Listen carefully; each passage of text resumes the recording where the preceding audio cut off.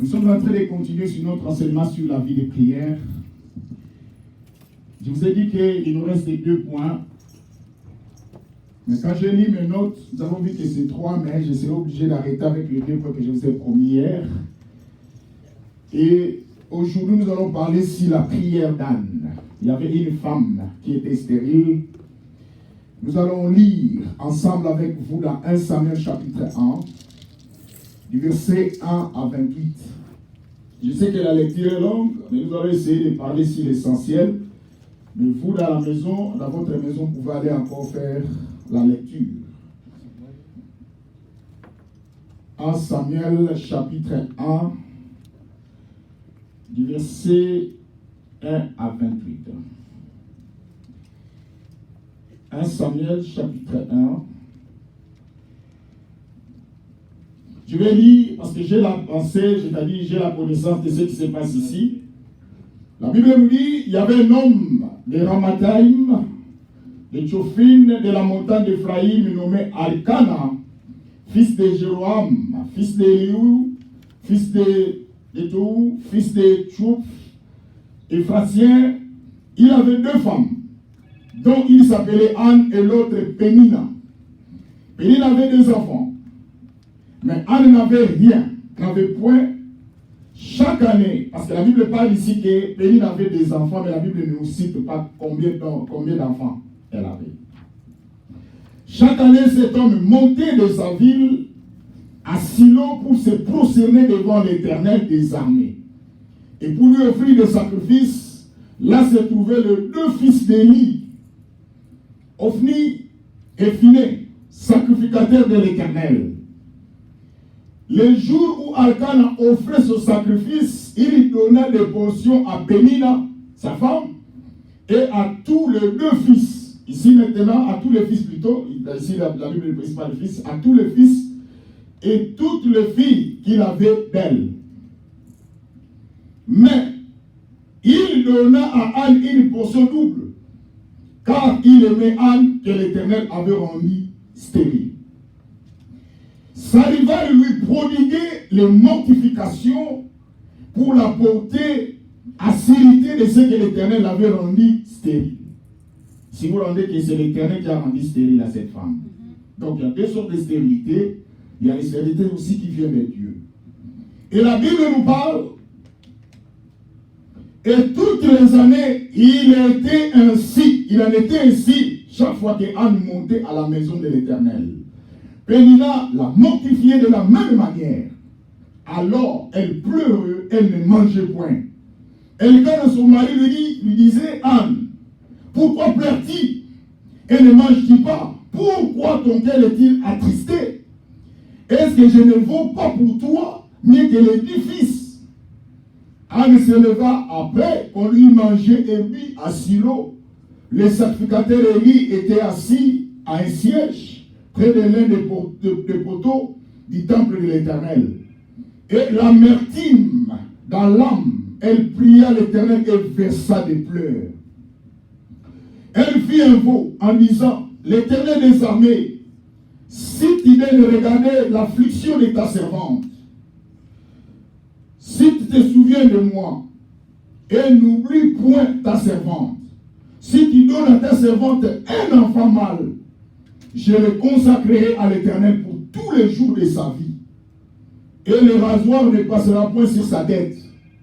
Comme elle est restée longtemps en prière devant l'Éternel, et il observa sa bouche. Anne a parlé dans son cœur et ne faisait que remuer le lèvre, mais on n'entendait point sa voix. Élie, le sacrificateur, pensant qu'il était ivre, et lui dit, jusqu'à quand seras-tu dans l'ivresse? Fais passer ton vin. Anne a répondu, non, mon Seigneur. Je suis une femme qui souffre en son cœur. Et je n'ai bu ni vin, ni boisson enivrante, mais je répandrai mon âme devant l'Éternel. Ne prends pas ta servante pour une femme pervertie, car c'est l'excès de ma douleur et de mon chagrin qui m'a fait parler jusqu'à présent. Élie reprit la parole et dit, va en paix. que le Dieu d'Israël exauce ta prière que tu lui as adressée. Elle dit que ta servante trouve grâce à tes yeux. Ici, la Bible parle que ta servante trouve grâce à tes yeux. Et que cette femme s'en alla. Elle mangea. Et son visage ne fut plus le même. C'est-à-dire, la femme avait même perdu la beauté à cause de son douleur. Elle se levait de bon matin et après être prosternée devant l'Éternel, et s'en retournait et revinrent dans leur maison à Rama. Elkana connut sa femme. Sa femme et l'Éternel se souvient d'elle. Dans le cours d'année, Anna devait enceinte et enfanta un fils qu'elle nomma Samuel. Quand dit-elle, j'ai demandé à l'Éternel. Et son mari Elkana monta ensuite avec toute sa maison pour offrir à l'Éternel des sacrifices annuels pour accomplir son vœu. Je crois que nous pouvons arrêter ici parce que la lecture est longue, vous pouvez aller lire à la maison. Je crois que ça va vous aider. L'Église, je vais vous raconter l'histoire parce que nous sommes en train de parler sur la vie des prières. Tous les points que je vous donnais, à chaque fois que les Seigneur nous donne l'occasion, je vous montrais toujours des histoires de personnes, mais je faisais toujours accent sur la vie des prières. La Bible nous parle de l'histoire d'un homme qu'on appelait Elkana. Il avait 2 femmes. Attention. L'Église, il y a beaucoup de gens qui ne comprennent pas. Dieu n'autorise pas la polygamie. Mais vous allez voir que, et je vais vous expliquer comment. Dans la Bible, il y avait des gens qui se sont retrouvés avec plusieurs femmes. Je vais vous donner l'exemple de Jacob. Rappelez-vous de l'histoire de Jacob qui s'est retrouvé avec 4 femmes. Parce que vous devez savoir que la Bible que nous lisons est écrite dans 3 langues. En hébreu, en grec et puis en araméen. Et la Bible que nous lisons est écrite dans la culture juive. Ils ont leur coutume. Et la Bible nous parle que dans l'histoire de Jacob, un jour Jacob, il était temps pour lui d'aller se marier, pour aller prendre une femme. Dans l'Ancien Testament, c'était permis par Dieu. Lorsque tu as besoin d'une femme, tu vas aller dans la maison de ta famille pour aller trouver une femme. C'est pour cela que vous allez voir dans l'histoire entre Abraham et Sarah. Ce sont des frères et sœurs. Ils sont nés avec un seul père, différentes mères. Mais cela est autorisé par Dieu. C'est pour cela le jour que Pharaon voulait passer, c'est-à-dire prendre Sarah comme sa femme, Dieu l'a frappé. Et on lui a même demandé à Abraham qui était Sarah. Il a dit Sarah est ma soeur. Il n'a pas menti, il a dit la vérité. Il était aussi sa soeur parce qu'ils sont nés avec un seul père, différentes mères. Cela était permis de Dieu. Aujourd'hui, n'osez pas parce que Jésus est là. Et la Bible nous dit que si vous regardez l'histoire de Jacob, quand Jacob était temps pour lui d'aller se marier, la Bible nous dit qu'il est allé chez son oncle Laban. Son oncle, c'était sa maman Rebecca. Et la Bible nous dit qu'il va rencontrer les 2 femmes. D'abord, il a rencontré Rachel. Et la Bible nous dit que Jacob aimait Rachel. Il va donner, il va travailler pour avoir Rachel comme sa femme. Selon la coutume juive, lorsque tu veux te marier avec une femme, on ne va pas te donner la femme comme ça. Tu vas dormir la nuit. C'est pendant la nuit qu'on va glisser, c'est-à-dire qu'on va faire entrer la femme dans ton lit. Quand tu vas te réveiller, tu vas retrouver ta femme que tu avais donné de l'argent ou que tu avais marié.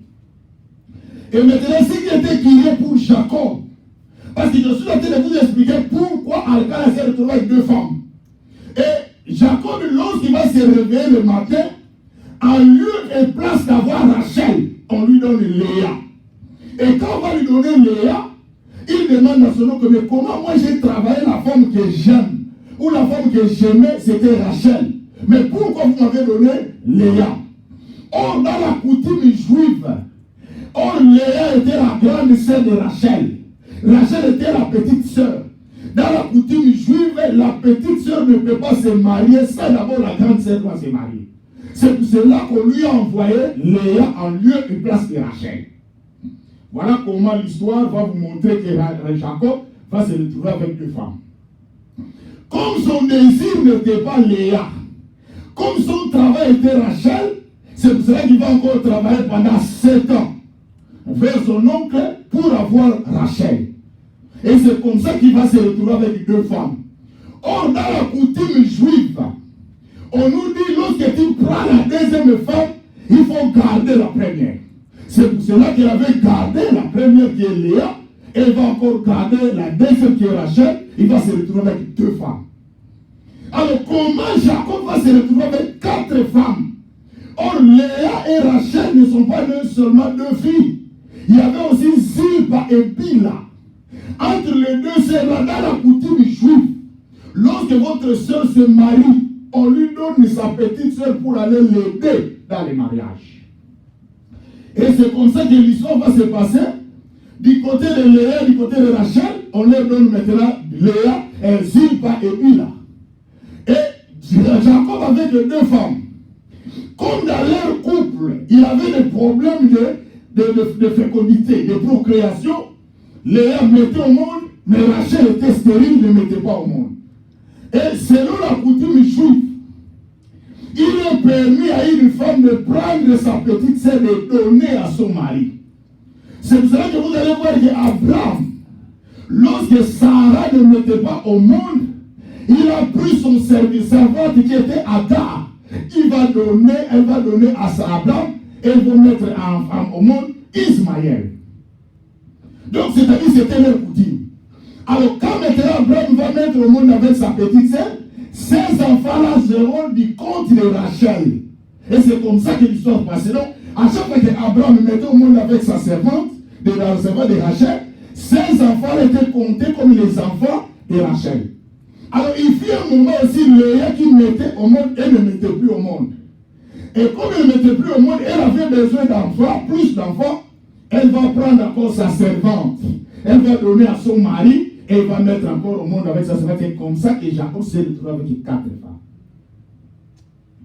Je vous ai donné seulement cette explication pour vous dire que Dieu ne permet pas la polygamie. Je suis en train de vous montrer la coutume juive, l'histoire, comment ils se sont retrouvés avec 4 femmes. Mais, si Dieu vous autorise quelque chose, cela n'est pas un péché. Un péché, c'est lorsque Dieu ne vous autorise pas de faire quelque chose, ça qu'on appelle un péché. Pourquoi j'ai dit ça? Lorsque les enfants d'Israël sont allés faire la guerre, Dieu leur avait dit, vous allez tuer tout le monde, ne laissez rien. C'est Dieu qui avait donné l'ordre, vous ne va pas pécher. C'est parce que Dieu qui avait donné l'autorisation. Je rentre maintenant dans notre sujet du jour. La Bible nous parle qu'Alcan avait 2 femmes, Pénina. La Bible nous parle que Pénina, chaque jour, elle mortifiait sa rivale. Parce que sa rivale avait des problèmes de procréation. Elle parlait jour et nuit du mal contre sa rivale. Voilà pourquoi l'Église, il faut faire attention parce que dans ce que je suis en train de vous dire, et la Bible dit qu'Anne, chaque jour quand il se réveillait, il y avait toujours des jetons où sa rivale lui parlait mal. Elle parlait toujours des choses qui faisaient mal dans son cœur. Et la Bible nous dit, Anne a été une très belle femme. Si vous lisez dans la Bible, vous allez voir que la plupart de très belles femmes, Dieu les a rendues stériles. Et la Bible nous parle que lorsque Rachel, Anne, la Bible dit qu'Anne, tellement ça lui faisait très mal, elle n'avait plus le temps de s'arranger, de mettre la beauté, de faire ce qu'une femme peut faire. Et à telle enseigne qu'elle n'arrivait même plus à manger. Et son mari va venir pour compatir avec elle. Et la Bible nous dit, lorsque son mari vit cela, il dit non. Elle pose la question à sa femme. Est-ce que ma présence ne vaut plus ce qu'elle était en train de chercher? Voilà pourquoi quand la femme comprenait ce que son mari lui dit, il dit, malgré mes soucis, malgré mes raisonnements, malgré mes inquiétudes, ce qui est plus important, mes inquiétudes ne me donneront pas la solution. Laisse-moi aller dans les temples, dans la présence de Dieu. Parce que les temples représentaient la présence de Dieu. Rappelez-vous quand je vous ai parlé de l'histoire des enfants d'Israël du côté nord, du côté sud. Ils ont perdu 3 choses. Ils ont perdu le roi, ils ont perdu le temple Ils ont perdu la terre. Parce qu'en Israël, le roi représente l'unité. Le temple représente la présence de Dieu. Et la terre représente la prospérité. Et la Bible nous dit qu'Anna était toujours dans la peine dans son cœur. Il voyait sa situation. Comment les autres avançaient avec les enfants. Comment les autres arrivaient. Mais lui, il se disait, peut-être Dieu ne me connaît pas. Je veux dire à quelqu'un, tout ce que nous avons besoin devant Dieu, ce n'est pas ça qui prime. Mais si Dieu te donne d'abord la souffle de vie, c'est ce qui est plus qu'autre chose. Amen. Et la Bible dit que lorsque Anna a compris cela, il dit non. L'homme ne peut pas me donner la solution. Même mon mari ne peut pas me donner la solution. Mais la solution ne vient que de l'Éternel. Et la Bible nous dit qu'Anna va aller dans le temple. Et c'est là qu'il va rencontrer Élie, les sacrificateurs. Et je vous ai parlé, je ne parle pas d'Élie, les prophètes, mais je parle d'Élie, les sacrificateurs. Et la Bible dit, lorsqu'il est allé, si nous regardons dans les textes, la femme ne s'est pas allée me brebis. Elle est allée avec un sacrifice à main. Elle est allée offrir à l'Éternel. L'Église, vous devez savoir qu'il y a d'autres choses dans notre vie. Il faut faire un sacrifice pour avoir la réponse à ton problème. Et la Bible nous dit que lorsqu'il est allé dans les temples, il a trouvé l'homme de Dieu dans les temples. Et je vais vous dire l'Église.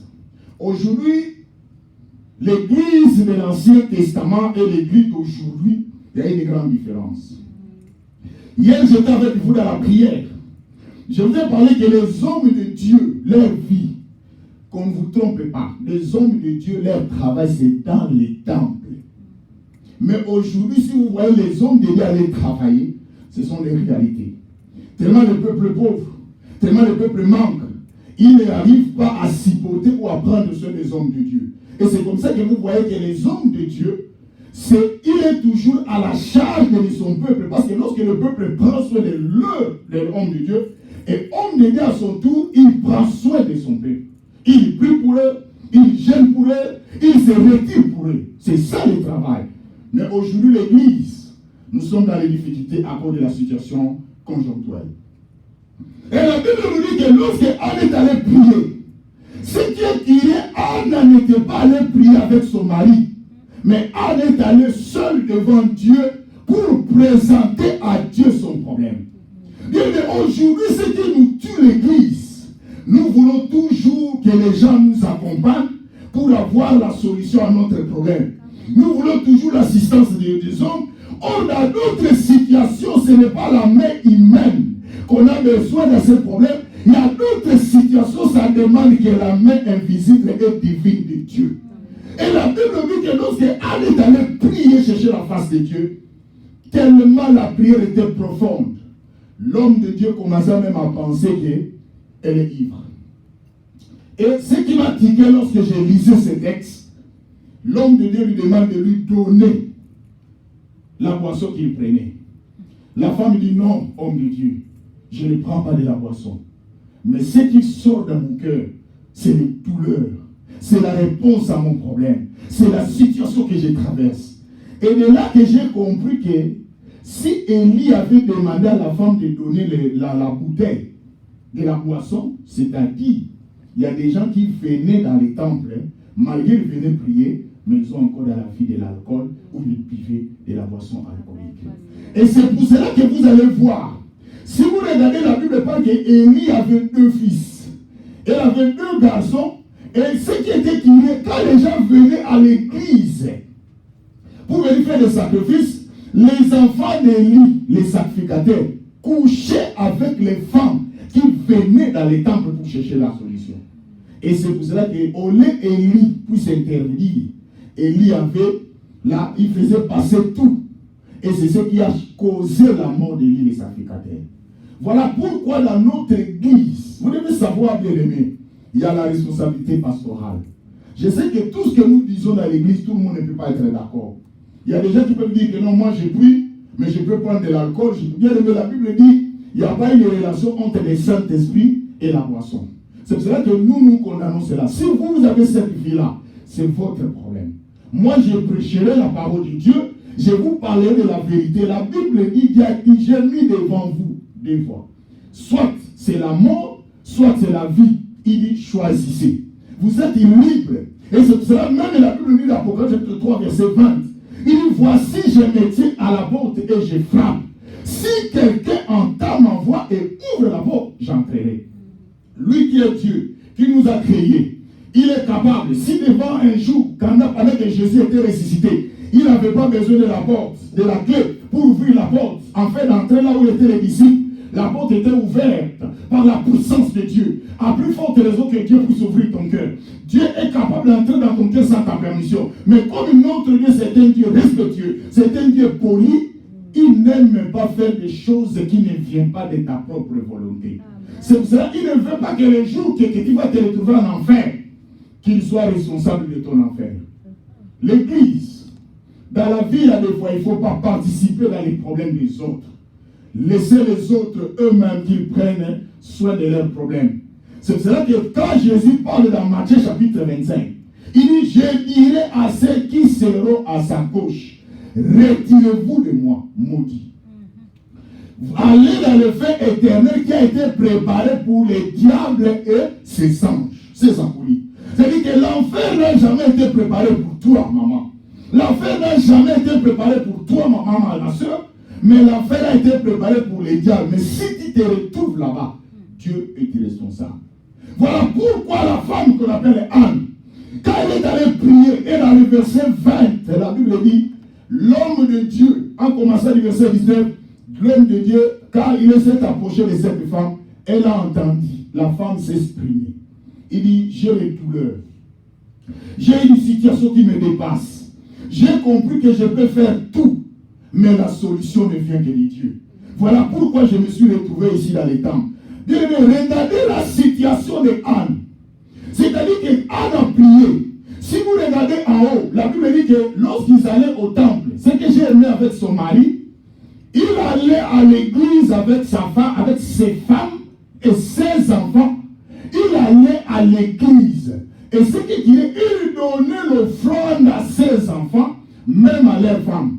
Mais ce qui est Anne était seul sans enfant, il donnait à Anne le double de ce qu'il donnait à d'autres. C'est-à-dire que ce que j'ai tiré comme leçon, Alcan avait compris qu'on ne part pas à l'église de Dieu maigre d'huile. On va à l'église avec une offrande. Mais aujourd'hui, tellement que les gens que le diable a utilisés, ils vous trompent pour que vous n'arrivez pas à avoir la bénédiction de Dieu. Et la Bible dit que lorsqu'ils allaient au temple, chaque année aussi, il faisait l'offrande de l'année. Je crois que je vous ai parlé de l'année des actions de grâce. Il faisait l'offrande de chaque année, de la fin de l'année. La Bible parle. Allez lire ça à votre vie. Et la Bible dit que lorsqu'il faisait cette offrande, et c'est de là qu'Anne a compris que non. J'allais à l'église avec mon mari.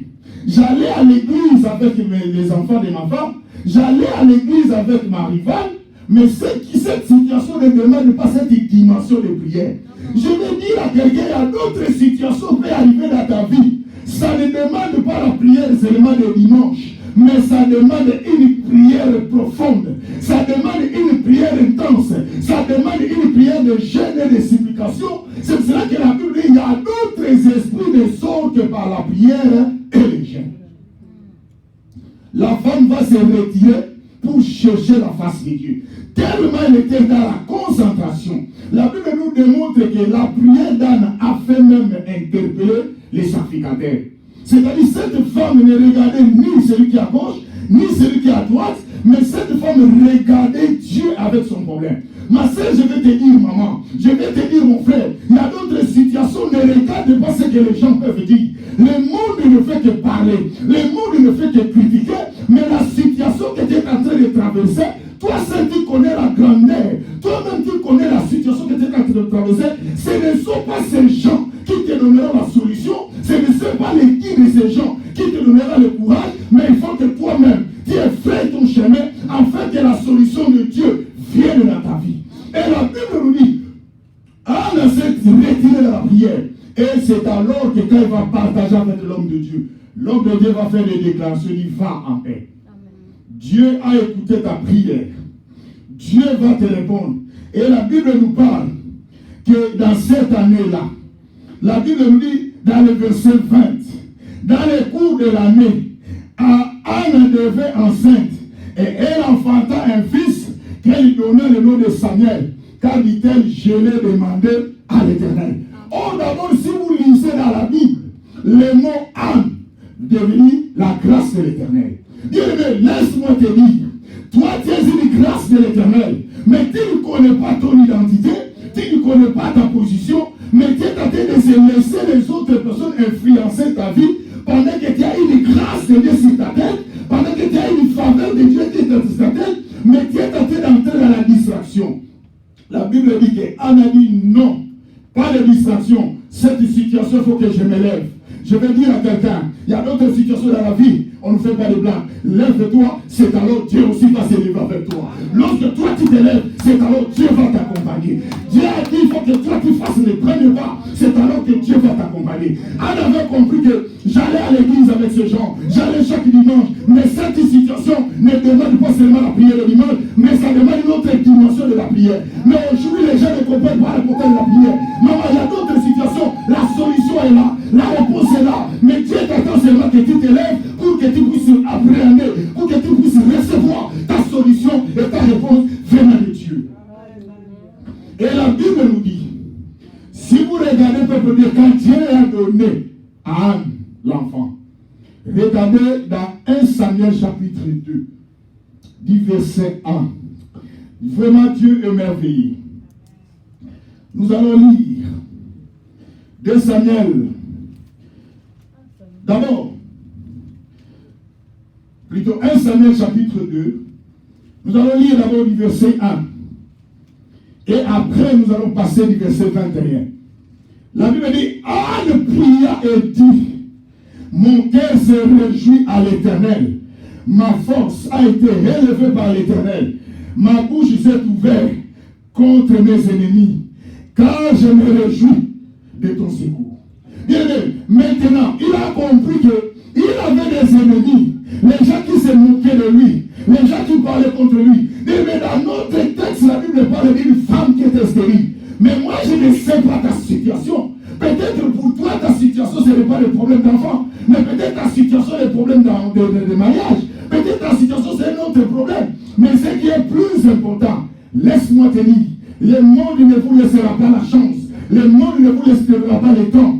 Mais il faut que toi-même, tu te lèves pour ta vie. Il faut que toi-même, tu prennes la décision. Parce que ton destin ne dépend pas des autres, mais ton destin dépend de toi-même. Aujourd'hui, ce que je regrette, il y a beaucoup d'enfants qui veulent que son problème, que les autres personnes prennent le souci de leurs problèmes plus que eux-mêmes. Ce sont des cas que nous voyons. Vous allez voir quelqu'un. Un jour, je vous ai raconté l'histoire d'une soeur qui me parlait. La grande sœur va se marier. Elle avait ses petites sœurs. Mais pendant le mariage, c'est elle qui était l'aînée. Mais l'aînée va se marier. Toutes ses sœurs l'ont abandonné. Il ne s'occupe même plus de son mariage. Personne ne lui donne la main forte. Et la sœur va venir me voir. Il dit, pasteur, je ne comprends pas. Je vais me marier. Mes sœurs sont là. Personne ne s'occupe de mon mariage. Et ce jour-là, j'ai ouvert les yeux de cette sœur. J'ai dit, ma sœur, laisse-moi te dire. Toi, tu n'es pas eux. Eux ne sont pas toi. Il faut savoir dans la vie, tout le monde n'a pas la disposition de leur cœur pour supporter ta bénédiction. Lève-toi. C'est ton mariage. C'est ta bénédiction. Si toi tu ne te lèves pas, les autres ne se lèveront pas. Bien, mais aujourd'hui, si vous voyez les autres acclamer, si vous voyez les autres féliciter d'autres personnes, c'est parce que d'autres personnes se sont levées elles-mêmes. Mais tu veux le succès dans ta vie, il faut d'abord toi-même, tu t'acceptes. Il faut que toi-même, tu te lèves. Ma sœur, tu veux que les gens disent que tu es belle. Tu veux que les gens disent, mon frère, que tu es beau. Non, tu es dans l'état. Toi-même, dis-toi que je suis belle. Dis-toi d'abord que je suis beau. Dis-toi que je suis intelligent. Dis-toi que je suis capable. C'est alors que les autres vont t'accompagner. Parce qu'aujourd'hui, nous faisons ce qu'on appelle l'inversion de valeur. La Bible dit qu'Anne a répondu. Il dit, Anne a prié et dit, mon cœur se réjouit à l'Éternel. Il va se réjouir parce qu'il a compris que la réponse à mon problème ne vient ni de l'Orient, ni de l'Occident, ni d'une féticheur, mais la réponse à mon problème vient de l'Éternel. Il sait de sa bénédiction vient de l'Éternel. Parce qu'elle se rappelle que quand elle était dans les difficultés, elle est allée dans les temples pour chercher la face de Dieu. Mais aujourd'hui, maman, le succès que tu as, l'argent que tu as, la beauté que tu as, les capacités que tu as, qui est la source de ce que tu as? Même les hommes de Dieu, la puissance que vous avez, ce que vous prêchez, ce que vous parlez, qui est la source de ce que vous faites? Et la Bible ajoute, il dit, Dieu, l'Éternel, je réjouis à l'Éternel, et je réjouis à l'Éternel, ma force a été élevée. Il dit, maintenant ma force a été élevée. C'est sa rival qui lui mortifiait chaque jour. Bien aimé, dans ce monde, nous avons des critiques. Tu marches, les gens parlent. Tu marches, les gens critiquent. Les gens parlent, mais ils ne connaissent pas l'histoire ou la réalité de ta vie. Bien aimé, ne suivez pas ce que les gens disent, parce que le monde nous parle toujours. Rappelez-vous de l'histoire de Jean-Baptiste et Jésus. Quand Jean-Baptiste est arrivé, lui il a dit, dans mon ministère, je ne serai pas avec les gens. Moi je vais rester dans la forêt. Toute ma vie, je ne mangerai pas comme les gens. Je serai toujours dans la forêt. Toute ma vie, je servirai bien dans la forêt. Quand Jean-Baptiste est resté dans la forêt, les gens l'ont critiqué. Malgré qu'il était dans la forêt. Quand Jésus est venu, il dit non. Comme Jean-Baptiste, attention, parce que quand je parle de Jean-Baptiste, attention, il fait partie aussi d'Élie, selon Malachie. Quand il dit Élie qui va venir, c'était Jean-Baptiste. Et la Bible dit que lorsqu'il parle, il dit que Jésus dit non, je ne serai pas comme Jean-Baptiste, rester à la forêt, manger des sauterelles, mais moi je serai avec les gens, je vais manger avec les gens, malgré cela, le monde l'a récupéré. Pour te dire que ma soeur, mon frère, quel que soit tout ce que tu peux faire, maman, tout ce que tu peux faire, tu peux donner à quelqu'un même $1000. Dans les $1000 que tu lui donnes, il dira toujours, tu n'as rien fait. Le monde te satisfait. Le monde que nous vivons ne te dira jamais merci. Aujourd'hui, tu fais quelque chose à gauche, il te critique à droite. Tu fais quelque chose à droite, il te récupère à gauche. Voilà pourquoi David avait dit, l'Éternel est mon berger, je ne manquerai de rien. Sa houlette et son bâton me rassient. Il me restaure mon âme. Et c'est notre Dieu qui est notre Dieu de confiance. Parce que les mondes diront toujours, les mondes critiqueront toujours. Tu fais quelque chose, ils vont chercher toujours la partie faible pour te récupérer et pour te critiquer. Et il dit, ma bouche s'est ouverte contre mes ennemis. Il souffrait dans cette situation. Je ne sais pas quelle est la situation que tu es en train de traverser, mais laisse-moi te dire, la situation, la position que tu as, il y a des gens qui te récupèrent. Soit tu es au courant, soit tu n'es pas au courant. Parce que je vais dire à quelqu'un, il y a un mystère. Quand les gens te critiquent, toi tu n'entendras pas ce que les gens disent de toi. Ce sont les autres personnes qui vont apprendre ce qu'on dit de toi. Et aussi, ces autres personnes-là, et aussi quand on les récupère, personne n'entendra ce qu'on dit d'eux. Il y a une autre personne qui va dire comme ça le monde. Voilà pourquoi si vous comprenez la réalité de ce monde, vous allez vous accrocher à Jésus. Amen. Et il ajoute, car je me réjouis de ton secours. La femme commence à chanter un nouveau cantique. Maman, je veux que tu chantes un nouveau cantique. Parce que Dieu vient pour te visiter. Amen. Dieu vient pour te donner la réponse. Amen. Mais regardez maintenant, les gens ne savent pas. Il y a beaucoup de gens qui pensent qu'Anne avait seulement mis au monde Samuel. Parce qu'il est allé sacrifier cet enfant à l'Éternel. Il est allé donner la reconnaissance. Aujourd'hui, Dieu a fait quelque chose dans ta vie, mais tu n'es pas reconnaissant. Tu n'es pas reconnaissant, papa. Dieu t'a changé dans une position. Tu étais dans une situation, tu étais amené. Mais tu n'as jamais été reconnaissant envers ce Dieu-là, maman. Mais cette femme était reconnaissante. Elle dit, Seigneur, si tu me donnes cet enfant, je donnerai à toi. Maman, je ne te dis pas d'aller prendre tes enfants donner à l'Éternel. Mais ce que Dieu te donne, seulement sois reconnaissant. Quand Dieu te donne $1000, dis Seigneur, tu m'as donné $1000, mais je suis reconnaissant. Voilà la dîme. Seigneur, tu m'as donné quelque chose. Voilà ce que tu m'as fait. Voilà l'action des grâces. Lorsque vous êtes reconnaissant avec des petites choses, Dieu vous accompagnera. Regardez maintenant cette reconnaissance que cette femme est allée donner son enfant. Bien aimé, sacrifier ton unique enfant. Toi qui as traversé les mois difficiles. Et qui les critiquait, qui les mortifiait, ce n'est pas la personne qui est loin d'Anne, mais la personne qui dormait avec Anne dans la même maison. Est-ce que vous savez que les gens peuvent parler du mal de nous, mais comme ils se retrouvent loin de nous, c'est facile de gérer ça. Mais si tu sors dans la même passe, dans la même porte, avec la personne qui te fait du mal, mais est-ce que vous comprenez les douleurs qui étaient dans le cœur d'Anne? Mais cette femme, quand elle a reçu l'enfant, dans l'autre terme, on peut dire qu'elle peut dire, cet enfant, je ne céderai à personne. Parce que je souffrais. Mais cette femme dit non. je reconnais d'où vient cet enfant. Je connais la source de cet enfant. Je vais retourner vers la source pour dire, Seigneur, je te donne cet enfant. Et je vous informe l'Église. Lisez dans 1 Samuel chapitre 2, verset 21. Anne avait encore, après Samuel, 5 enfants. 3 garçons et 2 filles. Pour vous dire que le Dieu que nous servons, si vous êtes reconnaissant avec lui, Dieu essuiera vos larmes. Dieu essuiera vos larmes. Vos ennemis se retrouveront dans la honte. Ils seront confondus. Ils sauront qu'ils ne combattent pas ta vie, mais ils combattent le Dieu qui t'a créé, le Dieu qui t'a placé là-bas. Voilà pourquoi l'Église, maman, je ne connais pas ta situation. Mon frère, ma soeur, je ne connais pas ta situation. Maintenant, peut-être qu'il te semble normal, mais tu ne sais pas ce qui arrivera demain. Tu ne sais pas qui sont les gens qui vont récupérer ta vie pour faire ça leur sujet du jour. Mais ce qui est aujourd'hui, je vous prêche d'aller dans la vie de prière. Cachez-vous dans la prière. Le monde ne nous donne pas la chance. Le monde nous récupère. Même les biens que nous faisons, même le mal que nous faisons, le monde est là pour nous récupérer. Mais ce qui est mis en joie, ceux qui nous récupèrent, eux aussi, ils ne sont pas épargnés. Moi, j'ai toujours dit aux gens, si tu veux être libre, toi qui me critiques, toi qui parles contre moi, allez vivre au ciel. Tant que tu es ici sur cette terre avec moi, toi aussi, les gens aussi te récupéreront. Mais ce qui sera la différence, toi tu auras encore un surprise. L'Église, ce qui est plus important dans notre vie, on a compris que dans notre situation, il faut s'enfermer. Combien parmi vous, vous êtes enfermés avec votre situation? Maman, vous ne priez pas.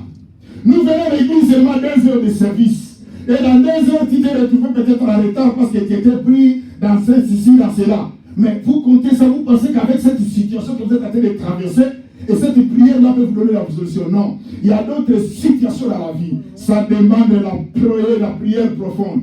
Rappelez-vous de l'histoire de Pierre.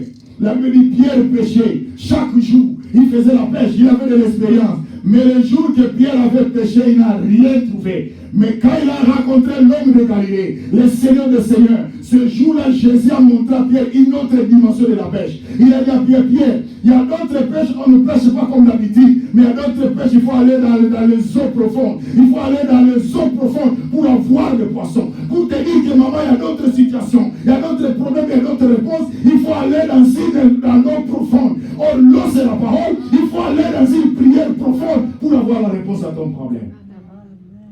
Quelle est la situation que tu traverses? Allez chercher Dieu.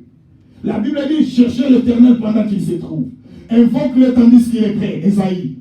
Bien-aimé, c'est le moment. N'attendez pas que ça devienne ce jour-là. Que tu commences maintenant à parler. Et je vous ai dit un jour de l'histoire d'un homme qui avait lu la parole de Dieu avant. Elle a lu un verset biblique, il était un homme riche. Il ne manquait de rien. Il avait tout. Mais cet homme-là, un jour, il a lu la parole de Dieu. Il a prié.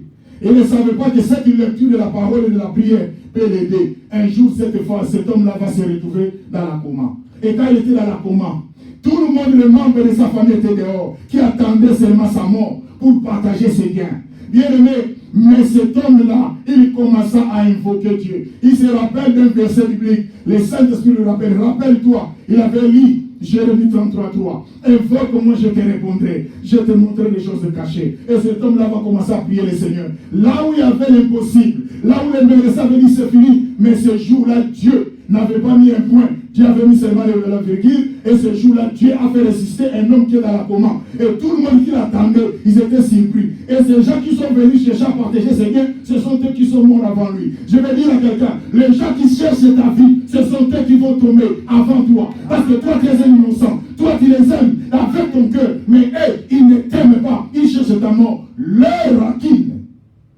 leur rancœur va les faire du mal.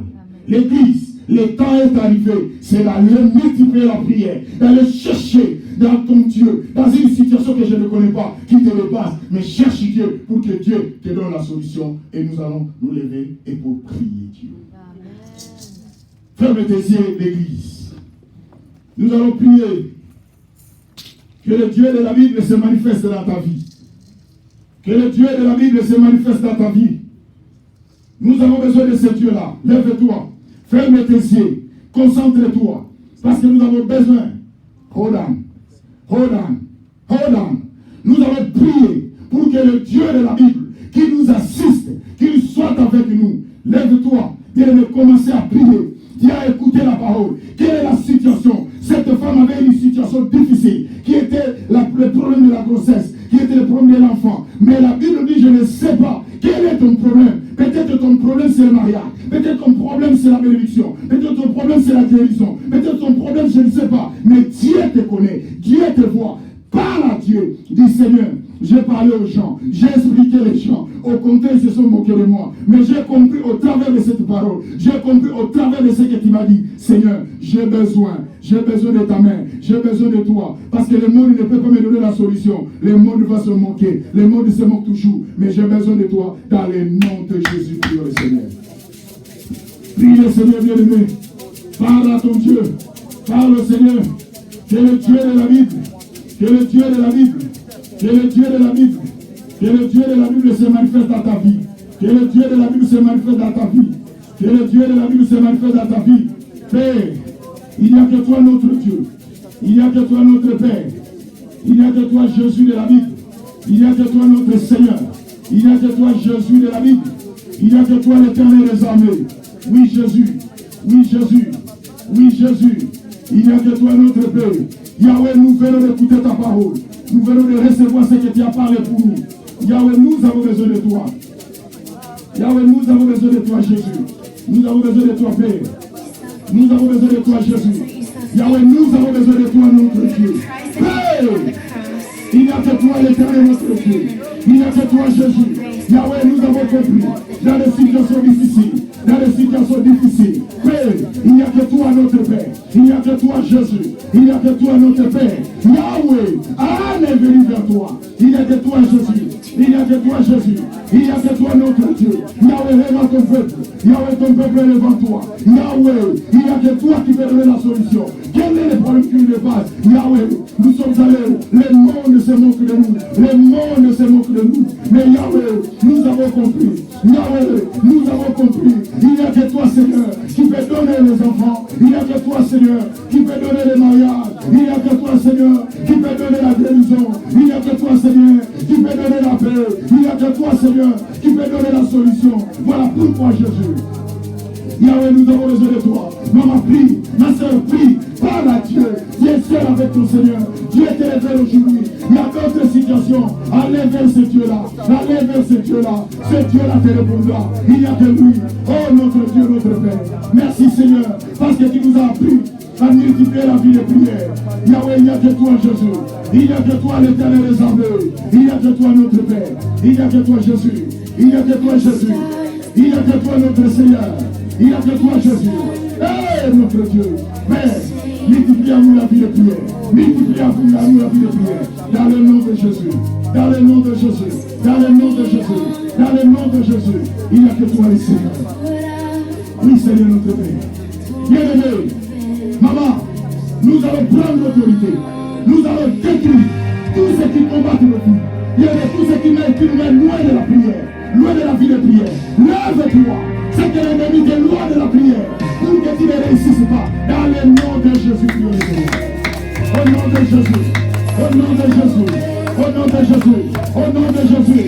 Au nom de Jésus. Au nom de Jésus. Au nom de Jésus. Au nom de Jésus. Au nom de Jésus. Au nom de Jésus. In the name of Jesus. In the name of Jesus. In the name of Jesus. In the name of Jesus. Hey! Nous avons besoin de toi. Yahweh, il y a que toi. Oui, il est vers la croix. Jésus-Christ. Jésus. Hey! Hey! Hey! Hey! Jesus Christ. Jesus Christ. Yahweh, nous avons besoin de toi, Père. Nous avons besoin de toi dans cette vie. Yahweh, quelle est la situation qui te dépasse? Hey, Jésus. Jésus. Yahweh, tu es en tout. Tu es alive. Yahweh, il n'y a que toi, Jésus. Il n'y a que toi, Jésus.